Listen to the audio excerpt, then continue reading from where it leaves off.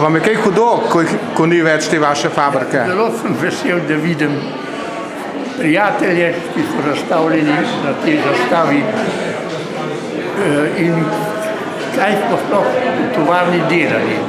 Če pogledam tole sliko tukaj, to je bil začetek, najtežji del. To je ta slika? Ja, ta slika.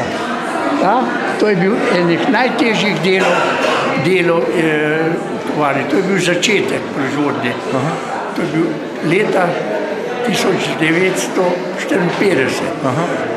Preden sem šel pa jaz v pokoj, smo imeli pa vse modernizirano.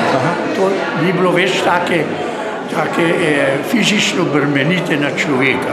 In kako ste bil zadovoljen kot delavc? Kot delavc sem bil, ja, bili so lepi trenutki. Včasih je bilo pa tudi kaj, tako da je zaškripalo. Kako je pa bilo poskrbljeno takrat za vas, ko ste bili? Za delavca je bilo priskrbljeno. Delo je bilo, prihrana je bila, malca v redu, pa plače so bile tudi dobre, dokaj dobre. In redne? In redne, seveda, napram danes, kar se dogaja, da so ljudje brez službe.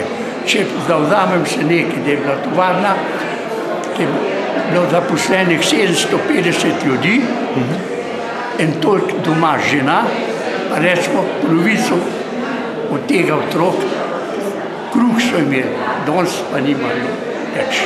Konec je dni. Tovarno so podarili, lipa na čakanje. Potem vam je všeč, da so napravili to razstavo? Kot taka je pa zelo všeč. Zelo za pohvaliti, za čestitati tem muzeju in Marko Kumru.